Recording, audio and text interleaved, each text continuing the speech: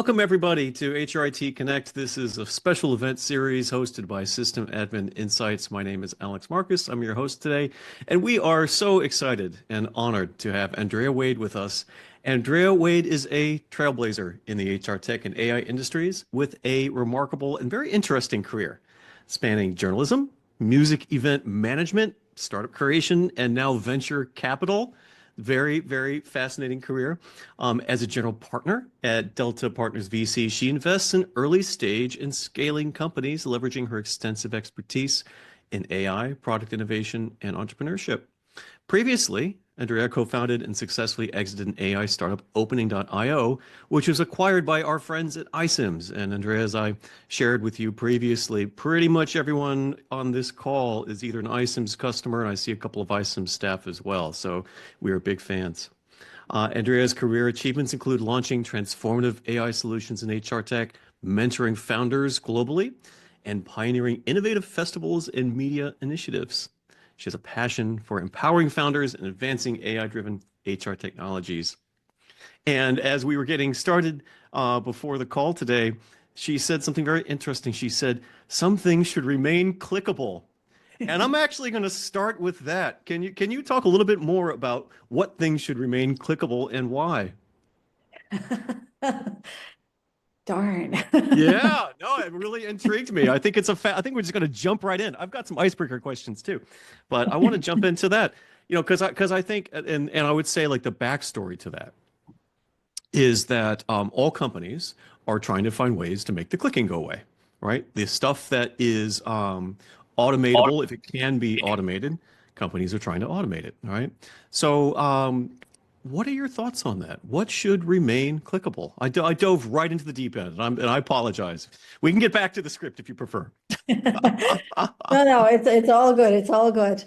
I mean, I think he was, a bit of a philosophical whatever comment, right? Yeah, Because we are trying to automate everything, right? yeah, And we're at a point in time when technology is promising that it can do that, yeah, right? But they're just, and I guess there's this whole story and thinking of, what remains for us to do. And yeah, if automation will remove clicks or will do the clicks on our behalf, where yeah, do we intervene, right? And I think you can apply it to anything.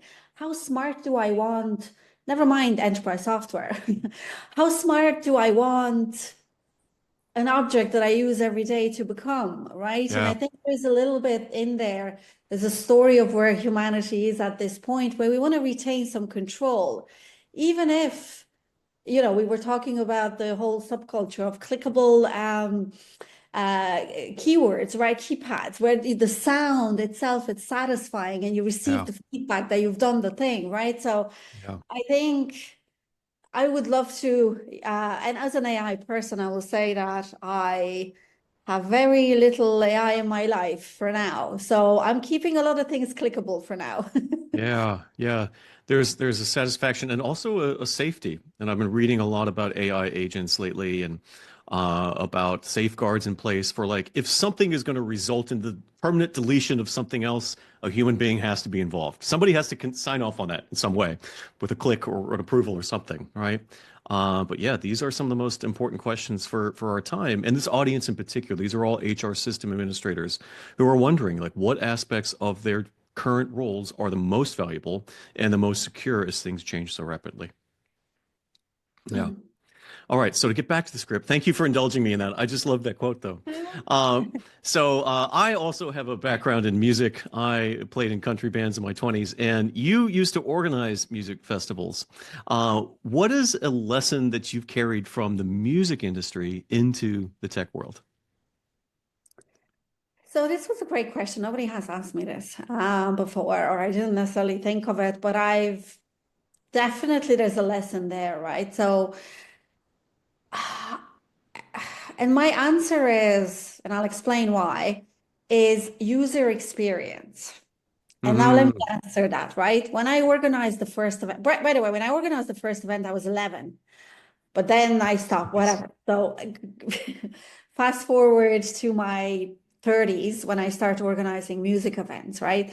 and we're doing metal events, and we're bringing bands from all over the world.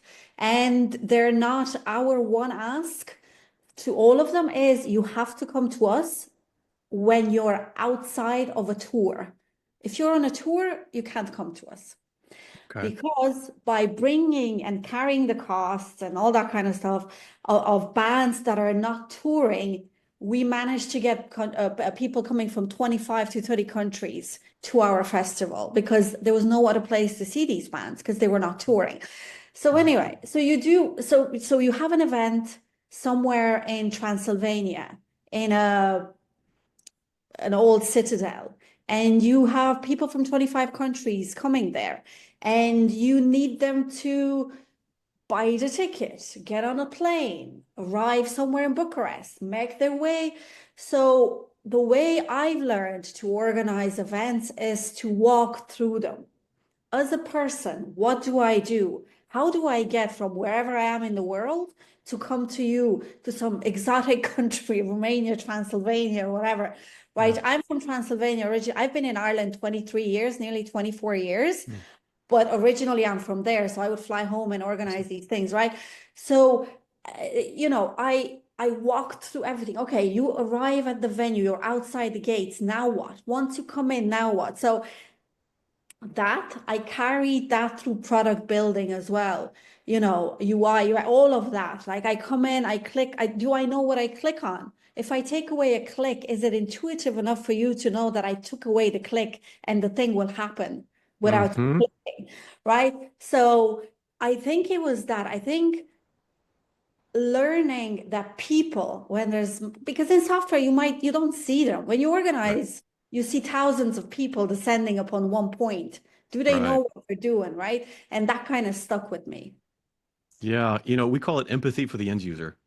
And I think anybody who has been in music or theater or performing arts in any way or teaching really gets the user experience and that there's a person on the other side of this, right, who is having an experience and that experience needs to be a positive one. No matter how much it makes sense that we're adopting this new software platform, right? If the experience of the person in the trenches who's actually using it stinks, the rollout's going to be ineffective.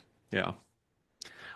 Okay, so what about let's talk about the zigzag career path because you have done a number of unique, specific things that may not make sense to others looking at a resume. And I had this anxiety myself, having gone from music to teaching to nonprofit to starting this business.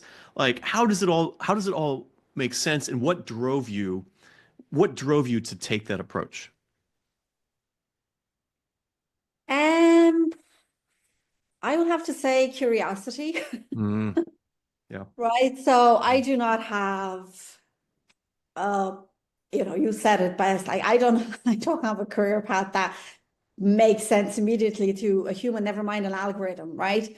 yeah, Uh, yeah, because I have basically done whatever I've gotten into, whatever I gotten curious about. same. Yeah, And I also have a little problem of, I don't say that I get bored of things, but I like solving things and then moving on to the next thing. yeah, And that can be anything. It could be I studied and I studied computer science. Then I went and I became a journalist and I was organizing these events. Also because these were all aligned to my passions, to yeah. things that I thought I was good at. Like I wrote my first little story when I was in what we call primary school. I was 7, 8, and I was writing about pharaohs. And I know that my fellow classmate had no idea what a pharaoh is or whatever, right? I could Yeah. have, we were learning about kings and queens. I could have easily just said a king, but I decided to call it a pharaoh. Right. Right. So I just leaned into things that I seemed to be okay at and things that interest me. And that's how I did the thing without really thinking, well, does this make sense? Do I have a Yeah. future in this? Will this thing make me money? Should I go into engineering? Should I be a doctor? I just did what I wanted or was curious Yeah. and it somehow worked out. Yeah. Yeah. I can really relate to that. Was it scary at all? Because I know I mean, certainly for our parents' generation, there was a different attitude toward work. And then I remember in the late 80s, early 90s, everybody's parents getting laid off, right? And that dream of the way career paths were supposed to go. I remember, my dad getting, and it was just heartbreaking because he'd spent 30 years at this company, right? Like, were you scared to take this sort of zigzag approach, or did it just appeal to you because your curiosity and drive? It would be strange to say that I wasn't scared. I don't remember being scared, but for sure I was, Yeah. because I can tell you, um, we're all friends here. I left iSIMS back in October. I knew it was time. The Mhm. acquisition went through and 4 years and great company and the full team is still there, that was acquired. So it was like Mm. it was the hugest decision. And like honestly, I wasn't quite sure what I'm gonna do next. Yeah. Was I gonna build something? Will I like nothing that I did was planned. However, I guess without sounding too kumbaya, I just always sort of knew that things will come together because I have a way of planning my next steps without planning my next steps. I have always built a community and a network around me. I organized, I don't know how many events in Irish tech. I've always done a lot of things. So there's a community and a network of people around me that every time I wanted to do something, I tapped into. So even with this, my next step after acquisition, being in there, leading the team to build, amazing things and so on and so forth, it was time for me to move on. I leaned into my network and I was like, Yeah. I'm going to do my next thing. I have no idea what it is. I said it to 5 or 6 people, but these 5 or 6 people were, I didn't need to say it to more. So it's a weird way. I'm not, I wasn't planning, but I kind of was. I was putting it out there. Yeah.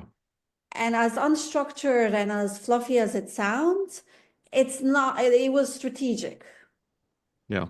I get that. So what was the biggest risk that you took looking back on the different decisions you've made? Honestly, it's not a professional thing. It's literally leaving Romania when I was 22. Mm. So Mm. again, 22, I had a great career, but I started writing in newspapers Mm. when I was 16. So I was a journalist. At 22, Mm. I was a senior editor of an advertising magazine. I knew everyone in my town. I was doing really cool, exciting things. And then I'm like, okay, I'm going to go to Ireland. My friends were shocked. Like, to do what? Who do you know there? What are you, And I went from, I think I told this story maybe once.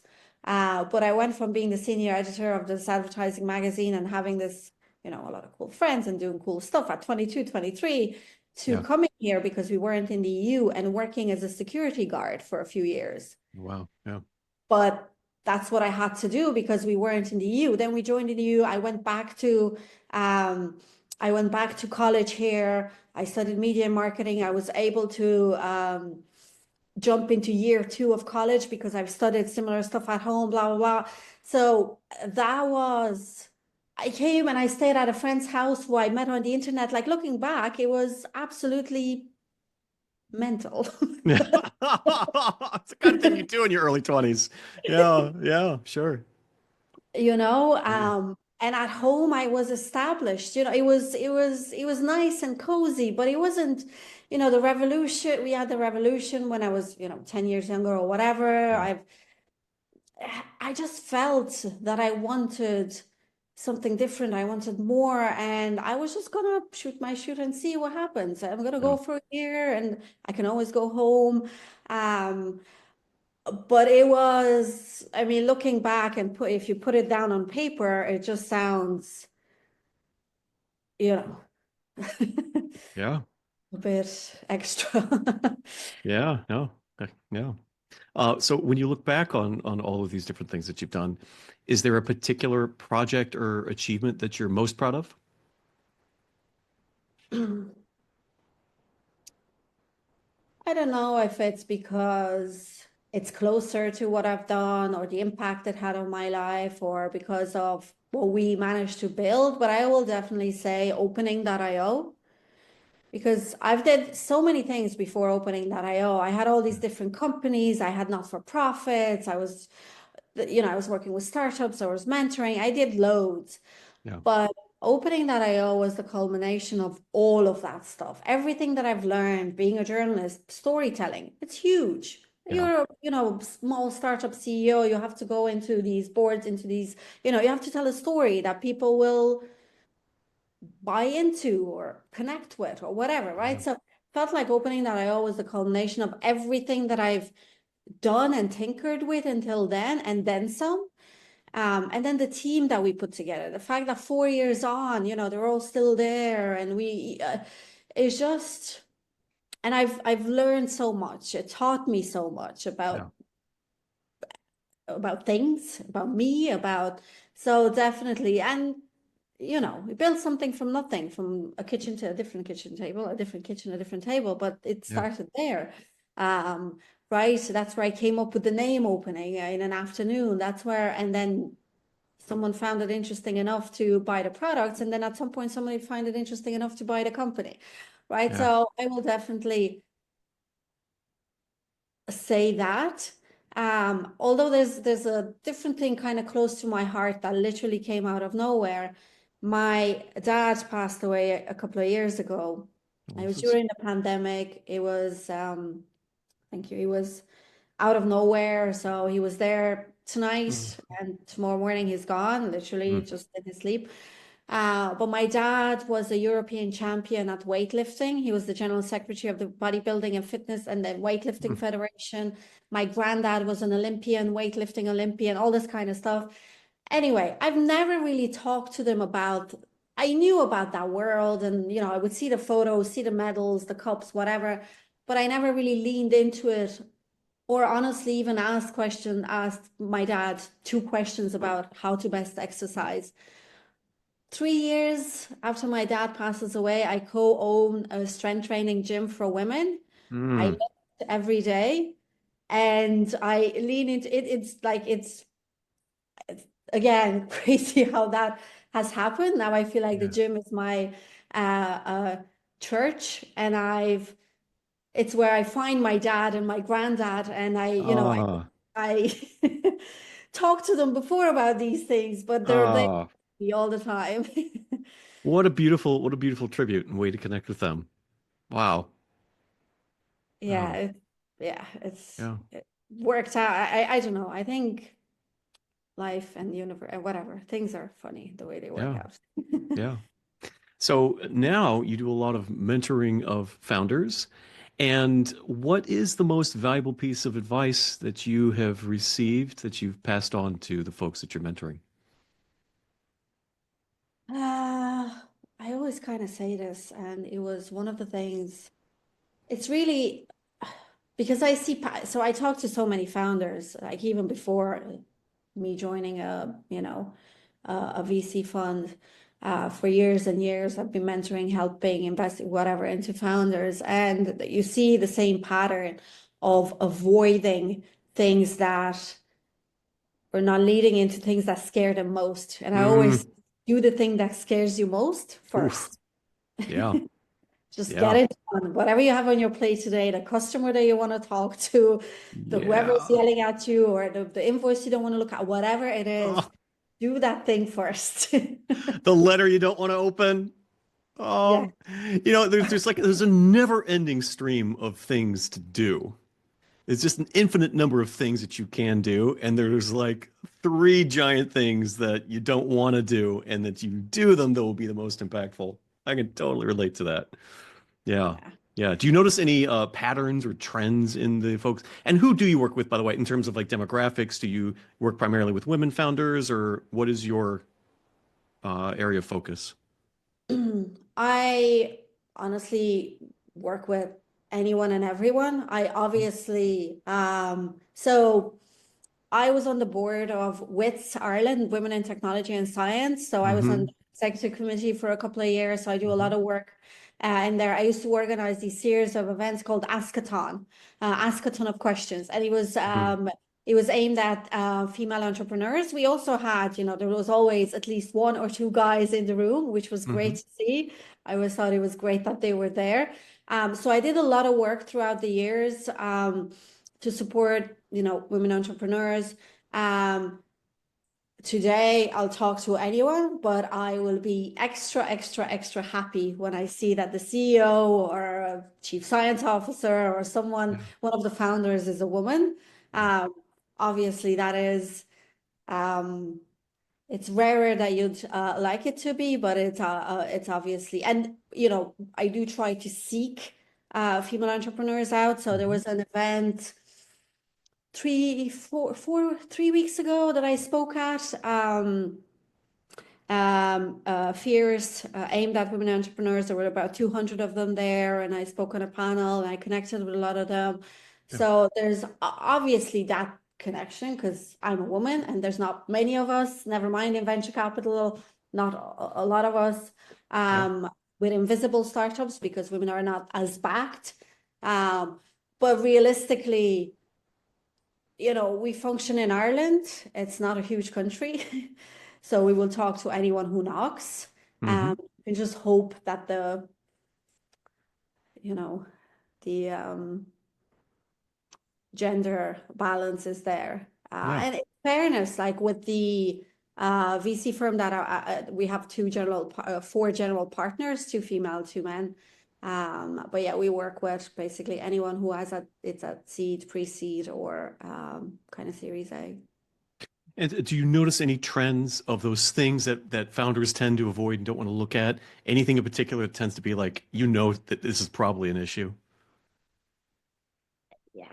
So it's not just, so there's different things. I mean, you co-founder dynamic, it's a huge Hmm. kind of thing that either Yeah. works or not. So you spot that immediately. Yeah. Um, then there's other green and red flags on how they answer. I think, and it's not, I don't know if I would call it a trend, but you do see it with founders often that they don't want to go towards saying, I don't know to something that you ask. Yeah. Realistically, as an investor, you like it when they say, I don't know, right? I'm taking notes. Thank you. Because if you're telling me you don't know something, you're honest. I'm like, okay, you're on. That's Yeah. an easy way to establish honesty. And Yeah. then also you're open and you're kind of telling me why you don't know, but how you're going to find out, right? Yeah. So Yeah. that's all kind of, that's good stuff. Not being close enough to your customers, because a lot of founders are afraid of that, right? Oh, wow. If you're not close enough, then you can't just build what the solution looks like in your head. You need to build a solution that will be used on a daily basis by Yeah. users, Yeah. right? So that closeness to, um, then there's the struggle of the founder who doesn't want to sell and want to understand that they are the salespeople. They are the main salesperson for a long, Mm. long while, Hmm. right? And you kind of see that it is a little bit of I wouldn't call it a trend, but it's nearly part of the journey where the founder does the thing. They might be technical, they might not be technical. They would like to do all the other things rather than the things that will bring in the money, which is sales. Yeah. Uh, and they try to hire too early, like hiring for sales too early. It's always a thing that I see always, and it's just too early. I'm like, I'm sorry, but it still has to be you. It has to be you. That's fascinating. Colin Day said something very similar, and he said that the investors insist he tried to get away from sales, and investors insisted that he keep doing it for much longer than he had ever anticipated. Yeah, it's interesting. There will never be anyone better than you, like within a certain timeline, right? Interesting. Right? At some point, when you get big enough and, and the solution is mature enough and it's understood out there, but again, you're selling that story, the why. Hmm. You're there. Like Colin was the product guy. He was so close to, what was being built. There's the passion. I would always, like, I would say I don't like selling, but I'm good at it. Hmm. You're The telling me you're good at it. storytelling. Like, Yeah. Damn it, I don't want to be good at it. Apparently, I'm good at it. But I hate Yeah. it. You're good at it. Okay, fine. Yeah, too bad. Oh, it's funny. Yeah. So we're going to start to transition toward the subject of AI, which of course is top of mind for everybody these days. I want to start with, was there an aha moment in your career that solidified your passion for AI? I'll tell you mine. It was when I used an AI tool. This was like 2.5, 3 years ago. I used an AI tool to write some copy for the website, and it came up with stuff that was better than anything I could have written. And I Googled it. I Googled it verbatim, like this must exist somewhere on the internet. It did not exist somewhere on the internet. And that was my like, oh my gosh, this is like Gutenberg printing press level major tectonic shift in technology. I didn't, and obviously AI has been around in some form for a very long time. I've since come to understand, right? But what was that moment for you when you realized that, wow, this is the thing that I really want to sink my teeth into? Um, well, look. So again, I come from Romania, where the educational system is different than in Ireland and perhaps than in the States. We major in something in secondary school, in high school, right? So we Hmm. major in something in high school. And I majored in computer science. So when I was 16, I was doing C++ and Pascal and all these kind of things, right? And I was Yeah. coding. And I think for me, the aha moment was, like, way, way, way before this AI, and it was really about you can build anything with technology. You can just literally Hmm. build your thing, right? Because I don't, I, my grandfather from my mother's side was a carpenter, and he Mm. could make the most amazing furniture and doors and windows and all these kind of things, right? There's just so many trades and people who can paint and sculpt and they can just create things with their hands, and I Yeah. can't do any of that. But with code, I realized you can build anything. You want an app for something because the thing doesn't work, build it. You can build a thing for a thing. It just, Yeah. knowing coding languages, it's like knowing some other foreign language. It just allows you to do things, right? It Hmm. allows you to control this thing that results into a thing that can be useful. So the fact that, technology empowers you to just create stuff, that was pretty much it for me. And then for AI, like we founded opening in 2015. We started playing in 2014, right? So a decade ago. Uh, but really putting, and I was so scared, I will say this, but putting the output of what our models could do nearly 10 years ago in front of people and seeing their reaction was everything. Hmm. I mean, everything. I remember Yeah. being in this wasn't a demo. Well, it kind of was. So I'm in the largest recruitment agency in Ireland. Um, they saw our technology and they're like, okay, this is interesting. We're going to try it. And Andrea goes, because I don't know anything about this industry, because I never worked in recruitment, I never worked in TA and HR, any of this, right? So, and I built a solution in it. I'm like, can I sit next to your users and see what they do? And I still remember this girl, we introduced the solution into this company and it was called Merlin. And Merlin was magical and whatever. And I'm like, okay, do a search with, how do she was hiring for some role. And I'm like, do a search with this Merlin tool and see what you find. And she puts in something and she was hiring for this for a couple of days. This list comes back. She does one click. She looks at the second person. She opens. I'm looking at her face. She opens the resume, and forgetting that I'm even there, her next thing was she picked up the phone and she called the candidate while I was doing a demo. Like she literally, it was, this person was in their database. She didn't know that they have it. She was in their database for days. We showed it to her in literally 1 second. And her next thing was pick up the phone, call this person, and talk to them while I'm sitting there going, wow, this thing really works. And in my head, I did not say that to her. Yeah. So uh, Surprise. I was like, oh, thank God. We didn't build something, right? So through the eyes, because you can, I think about it. I started coding when I was 16. I'm in a little bit of a technical bubble, right? Yeah, I'm in an AI bubble. I need to remind myself where the world is and where I yeah, am, right? And where the people around me are, and then where, so need to check myself all the time. And yeah. yeah, Yeah. I gave a presentation to my friend's high school class a couple weeks ago on AI, and this one young man came up to me afterwards and asked me if it's still worth it to learn coding. What would your response be to that?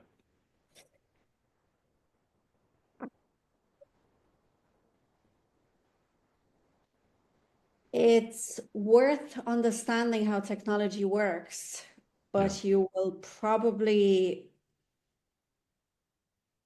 not code the way, your father might have or your mother might have or yeah, whatever. yeah, So I think this is, you know, within AI, there's this whole conversation around will AI take our jobs and what's going to be automated and yada yada yada and how can we upskill people and within there is, well, what is academia doing? Like what are schools doing? Or how can they align to all of this? yeah, Because it's moving so fast and it's so out of, yeah. how do we do this, right? And I don't think like understanding how technology works needs to be there. There's a lot of, good stuff under understanding software engineering. There's maths, there's different things, but you're Hmm. not going to learn to do that, to click. This is not Yeah, going to remain clickable the way yeah, it has been, right? yeah. So yeah.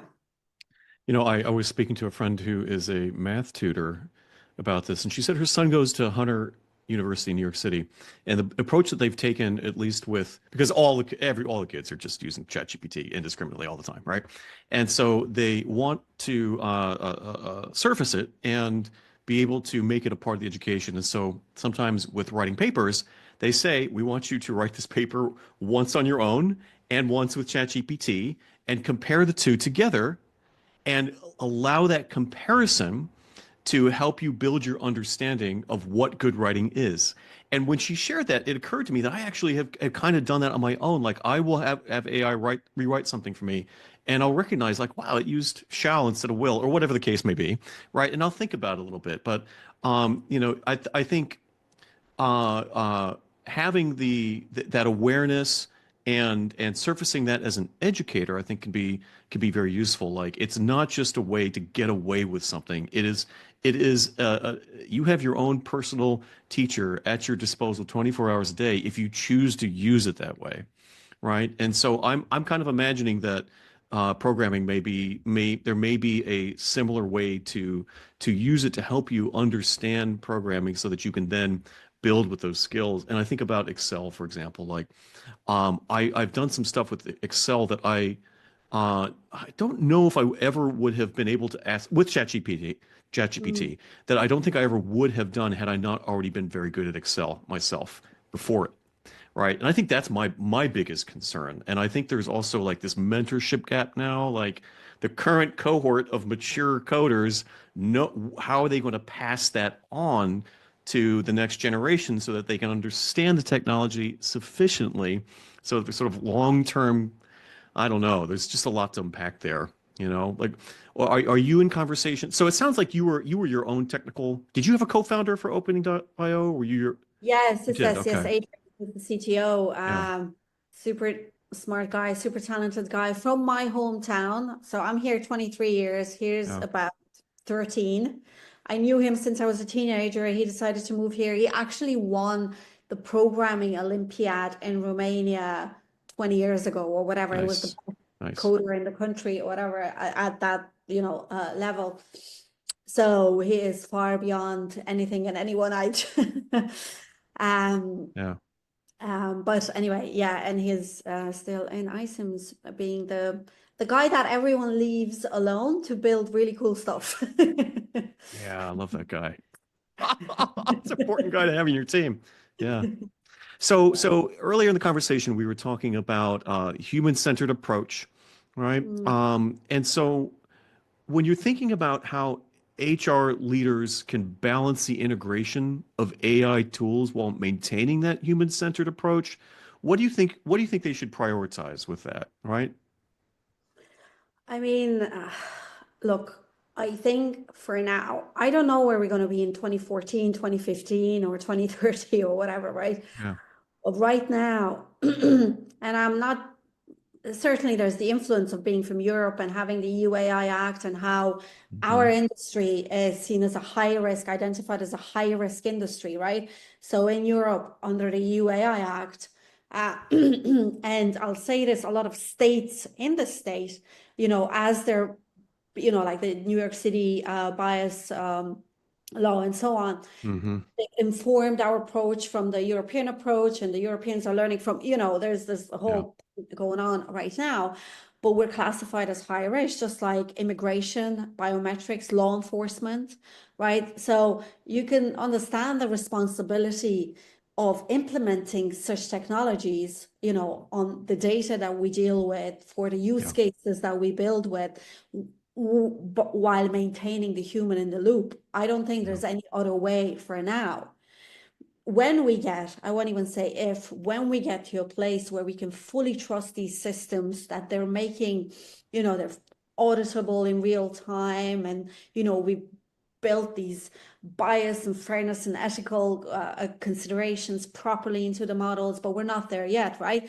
So we can only build with the human in the loop. And you'll hear that when you talk about generative AI and building responsibly, you build with the human in the loop. So I think before anything technical or producty or whatever, I think we need to invest in AI literacy for HR Yeah. teams, for Yeah. everyone, but certainly for HR teams, right? Like, teams need to understand how to use these tools responsibly. They need to find the questions, right? I sat in a lot of customer calls and I heard all the questions, and I've Hmm. heard, without going into detail or whatever, because it doesn't even matter, I've heard how the questions have changed over time. And Mm. they have changed with, gaining AI literacy. Or they sort of morphed because a lot has happened and there's a lot of noise and we don't know what to think anymore, right? Yeah. Yeah. So of course AI should be seen as a partner, but you have to understand what goes into it, right? So um, the industry itself, I always felt very, very, very strongly about this, even from the moment when we built what was opening.io, because we built from a candidate perspective. We were frustrated candidates that wanted to build technology, put it in the hands of TA professionals, and let them use it for our benefit, right? Um, so I always believe that the industry itself needs to prioritize ethical AI development, and then HR leaders need to lean towards adopting ethical AI tools.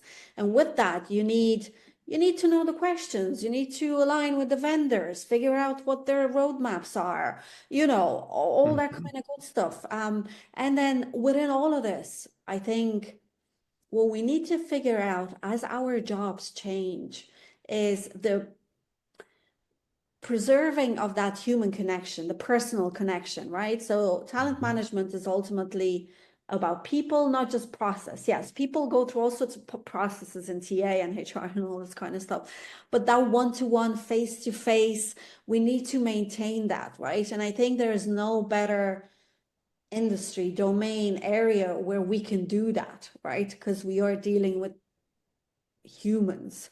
Yeah. Um, so I think it's a mix of this, understand what AI is, align with ethical usage in this industry. That's our mandate. And then maintain that human in the loop, but that personal touch, really, it's more than having a human in the loop. It's having that face to face, that personal touch kind of thing. And that's what we need to figure out as our jobs are changing. Because we keep hearing about this. Well, jobs will change, AI will augment and da da da da da. Fine. What will it look like? And will you Hmm. lean into your human skills? And how do you build AI literacy? Because I personally just play with it all the time, and I watch YouTube videos before going to bed each night, and I'm like making a point of being super current, right? Because it's really, I mean, it's scary, but it's really fun. as well, right? For somebody who isn't like a techie enthusiast, and let's face it, a lot of people go into HR not because they're super like into technology, right? A lot of people go into HR because they love working with people, right? And now they're being barraged with all of this learning that needs to happen around AI literacy. Like, where should your average HR leader go to be more informed about what's happening with AI? Great question. I think so. I think we're at a time where I don't want to say it's a bit of a Wild West, but we're all out there Googling, right? And we might find I don't know, we might find a series of videos or we might find a blog and we're like, okay, I'm going to listen to this person. I'm going Yeah, to, but I think we need to, so there's a bit of that. Every person is kind of, and based on your curiosity, based on your whatever, people are doing different things. Finding your thought leaders is a big one, right? There's just yeah, so many voices out there. Find the four people or the three people that you want to listen to.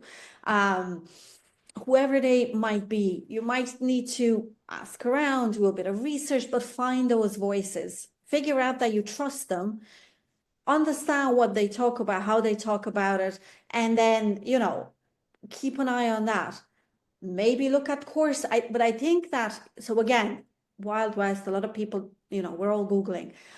I think companies need to do more. And I think companies are figuring out, okay, what do we do? How do we upskill our yeah, employees? And it's a weird one. It's an interesting place we're at because it's not a specific, let me upskill Andrea in project management or something. Here's three courses. There is something about pulling them in the bubble if they're not in the bubble and understanding, even the basics of how to interact with this technology, of how to, right? So I think companies need to do more. They're trying, but everyone is trying based not on frameworks that we have, that have been existing for a while. Everyone yeah. is trying based on Googling and Right. figuring out what someone else is doing, right? But I Yeah. think all the things that you said, you know, the YouTube videos, the people that might be, out there at the front line of these frontier models that are translating things to people, maybe some good product companies that are, there's emerging startups or scale-ups or good companies within the industry who understand that their customers or users are lost and they're putting out content, all of that. And then internally, as I said, the companies just need to, yeah, pull together courses or whatever, but Yeah. also tell, this is an important one, the last thing that I'll say with this one, inform their employees of their own stance on AI and what their company is doing, right? Yeah. And go, well, look, us as company X, we adopted GitHub Copilot and 50% of our users are using it, and we're seeing this or we're seeing that. We haven't adopted this other thing, but we've done this one, and this is why we did transparency, right? Yeah. But it's a process, and again, we don't have templates for these kind of fast changes. Yeah. Like OpenAI is doing 12 days of Chris every day is something new. I mean, Yeah. It's a lot. Do you have you played with the video voice assistant thing on ChatGPT? I did not do that. Oh, you got to do it. I played with O1 and Yeah. it's it's very good. It's Yeah. very it's very I'm walking around with a camera. So if you don't have ChatGPT on your phone, you can now use the camera on it and it just show it what's around you and it recognizes virtually everything. I was watching Star Trek last night. I was like, who's this actor? It pointed at the screen. I'm like, oh, this is so and so, right? And any like incredible. Absolutely. I remember seeing this demo like a year ago and I was like, that's just a demo. It's here. It's here. It's amazing. It is here. It's not Yeah. in Europe yet. I can't do it. There's a few things that I haven't made it to Europe yet, unfortunately. Ah, okay. This So is the issue of compliance regulation. We're slower. yeah. That's why there's a whole Ah, Europe. conversation in Europe. You're so Yeah. stodgy with your tea and crumpets. Anything Yeah, goes over here. Anything it's kind of goes. like that. I know. We're like, oh.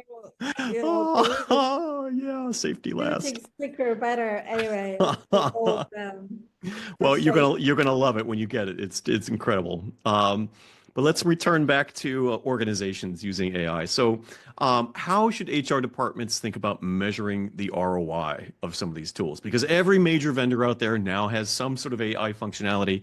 I listen to Josh Bersin a lot, and he talks about the difference between some tacked-on functionality and baked-in functionality. Every major Mhm. vendor has some form of tacked-on functionality. Like when you're thinking of budget and allocating resources, what should be front of mind in terms of like quantifying the ROI of an additional spend? I mean, look, often we're at an interesting time when we are really presented nearly every day with solutions looking for problems, right? Yes. Yeah. And our industry, because data heavy, document heavy, it's ripe for automation, it's ripe for Hmm. adopting these technologies. Of course, there's elevated risks because we're in the end, with some of these technologies, we're profiling people and so on and so forth, right? But before any of that is, it's taking this step back and figuring out, what are we trying to solve?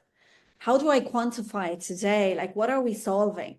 I can't remember the average number of solutions that an enterprise has within our space these days, but I don't know what it was, 19, it was more, it was, you Mm-hmm. have, uh, uh, and if you're global, right, you might have an ATS in some areas and another one in the different, and then Yep. this CRM and this old, Yeah. just a gazillion of things going on, right? So, and different ways of looking at things. And so we might have these amazing high-end 2025 nearly solutions, but we're still solving the same problems, right? And we're still Hmm. kind of looking at them the same way because we haven't yet learned any new ways of looking at it, right? So it's like, okay, well, what's the baseline measurement? Like, what are we measuring here, right? Can we monitor these things? I think the products of today or the products of the future will bring that monitoring thing in the workflow while work is happening, not after work has happened, right? So at the Mm. end of the month, I'm going back and I'm looking at all the things, how many jobs I got, how many, the best products are thinking are implementing those in the workflow as you're filling a job, you see in real time, Hmm. courses of where candidates are coming from and what all that kind of stuff. So I think there's an opportunity there, but realistically is you have to figure out what is it, is it time savings, reduced hours spent doing, I don't know, in our case was always resume screening, right? Hmm. As I said, we built that recommender engine. We started in 2014, 2015. 2025, we're still talking about the same thing. We're still talking about matching technology. We're still talking about screening taking a Hmm. million years, about scheduling things taking long, about taking notes taking long and being scattered and all this, right? So what is it?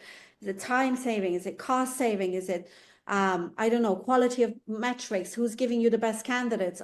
Um, Candidates falling off career sites. We haven't solved, on one end, we're talking about AGI, the awakening on the AI, and on Yeah. on other, we have the same exact problems in this industry that we had, Yeah. So it comes back to what are you trying to solve? Are you, what are you looking to, again, is it cost, is it time, is it whatever? So, back at iCIMS again, I'm not there anymore, but Rhea Moss's work did some very interesting work on top of our work in showing reduction in time and all that Mm-hmm. kind of stuff, right? But it's also fuzzy with the introduction of these new Gen AI things, Yeah. you know, like think about, I don't know, job description augmentation. You play with that if you play inside of a vendor or if you're doing it on ChatGPT, how do you measure like, what do you measure there? How good this, so I think it's some of, again, as I said, we're trying to solve the exact same problems that we've been solving 10 years Yeah. ago. And then there's also a little bit of um, a learning curve. But I think vendors, the successful vendors that are adopting these technologies, they will build the product to show you the proof that they're working as well.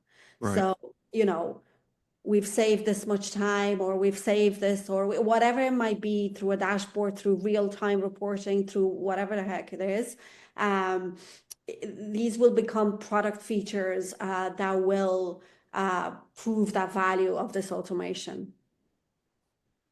So we have 9 minutes left for our presentation. I'd like to invite our audience to drop any questions in chat. I have a couple more questions for you, Andrea. But if you have something that you would like to ask Andrea, please drop it in chat.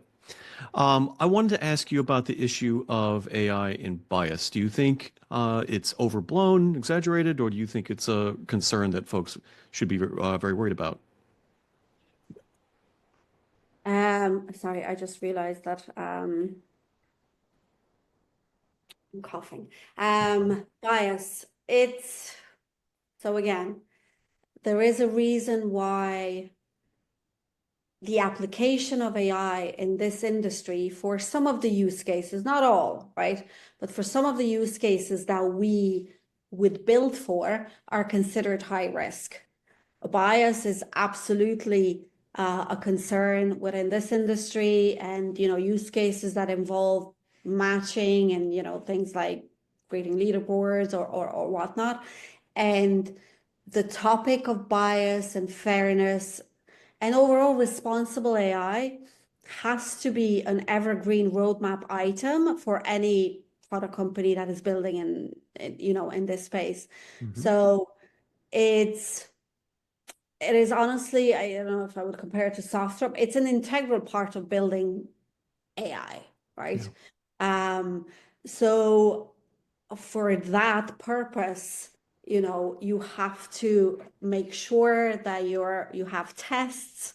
And look, there's defined ways to do that now.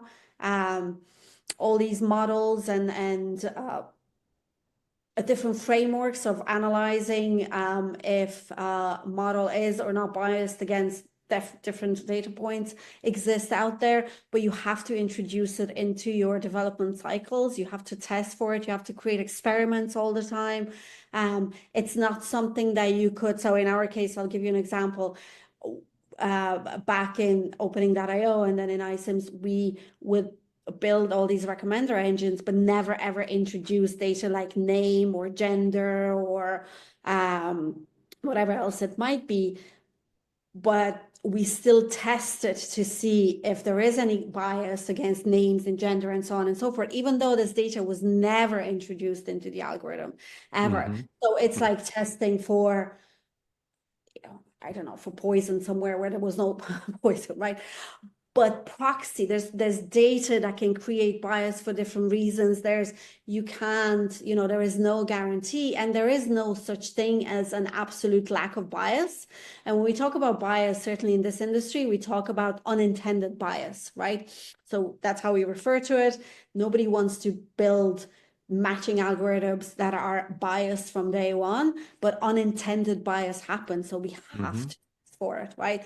And that is why the human in the loop and the risk factor and all of that kind of stuff is associated with this industry. Because for now, again, I don't know where we're going to be in 2014, 2015 or whatnot, but for now, we cannot allow systems to do end-to-end decision making Yeah. around a candidate or another. So unintended bias, very real. And we, you know, Google responsible AI, there's it's the same definition all over the world of what it is, and it's a method of building where you build explainability into this, you audit the thing by third-party vendors, you have all sorts of different safety checks and whatnot, and so on and so forth. So that is, I believe, the only way to build in this particular industry. Got it. Caitlin, you had a question. You want to come off mute? Sure. So, hi, Andrea. Hey. So my question for you is, I would like to know a little bit about just your process and what your brain does when something inevitably breaks. So when you're creating something and it just goes bananas and completely off the rails, how do you get things back on track? Like, how do you think through that process? Ooh, that is a great question, and I'm actually very good in those moments. But what do I actually do? I never really, I shine in disaster mode. Like Mm, my friends joke that I should be sent into like disaster areas for things, right? I'm like, okay. Um, I focus on problem solving, right? So I guess, let me give you an example, right? 2 weeks ago, it's not a software thing, but 2 weeks ago, my partner owns a gym. I co-own this gym, and it got flooded. And the gym gets flooded, and he can't be there. He has to go and pick up the kid or whatever. So I have to go there. And I get there. The gym is full of water. Rain has stopped, but rain is coming back in about 20 minutes. Five people arrive, and all the five people are trying to see why has the water not gone through the kind of the drainage system. And they're spending all this time on unclogging the drainage system while the gym is still flooded and there's more water coming. And about 3 hours pass, and more rain is coming, and more water is flowing. And these five people were still standing around in engineering mode. At that point, I let them solve the thing because he was the landlord, he was whatever. At that point, I go, okay, the problem that you're trying to solve is the long-term problem that, of course, needs to be solved because this can't happen again. But right now, our gym is flooded, things are deteriorating. I need a simple solution like buckets. So I go and I buy 3 buckets and I come back and I'm there shoveling the water out on my own because the five people have left because they didn't have a magnificent engineering problem that will fix the thing. So I'm shoveling the water out on my own. And then a sixth person arrived who wasn't there earlier, who's asking me, what am I doing? And I yelled at them and I said, I can't explain to you. You're the sixth person that's trying to help. If you want to help, pick up the bucket because I knew, and by the way, I bought 3 buckets and I bought sandbags. I mm, got the water out, I dried the thing, I put the sand bags down, and then once all that was done, we had time to think of the bigger engineering problem of yeah. how are we gonna. So it's really, I suppose when something like that happens is what has happened, how can we improve things in this particular moment, what can we anticipate, more rain coming, more flooding coming, what can help us. It doesn't have to be something complicated, it could be buckets, and then let's figure out the exactly stop the bleeding first, right? So I don't know if that gives you anything, but honestly, it's just for me is I don't know. I just go into problem solving mode and I go little chunks. You can't do the big thing then. Six Yeah. people have tried. At that point, my buckets have sort of, you know, and the sandbags have saved what we could that day. And then the rest, we had all the luxury in the world for a company to come and do the professional drainage, whatever, and everything is fine now, blah, blah, blah. So no Yeah. panic. Just think of a solution, figure out what's needed, short term, long term. Yeah. Do it 1 bucket at a time. And be able to switch gears, right? It's like you can do that high level problem solving, right? But right now, the gym's flooding. Like that's the problem we need to take care of right now. Yeah, I love that. And honestly, at that time, nobody was paying attention to me. So I got just so frustrated that I just went and I did my whole buckets on my own. Anyway, so yeah, but I don't panic. I don't know what happens in me. I don't panic. Well, Andrea, we are out of time today. Thank you so much for joining us. This has been a fascinating conversation. Really, really appreciate it. And if folks want to know more about what you're working on right now, where should they go? Should they go to your LinkedIn website they can check out? LinkedIn, Yeah, I think LinkedIn. I'm also on Twitter. I won't call it X. I'm also on Twitter or on Blue Sky. I'm trying going more towards Blue Sky. But anyway, but yeah, LinkedIn. Okay, great. All right. Well, thanks again. And thank you everybody for joining us today. We will see you, for those of you who are in our iCIMS community, we'll see you this Friday, 1:30 p.m. Eastern. And I hope everybody has a wonderful holiday break and a prosperous 2025. I'll talk to you soon. Bye. Thank you so much. Thank you. Thank you, Bye. Andrea.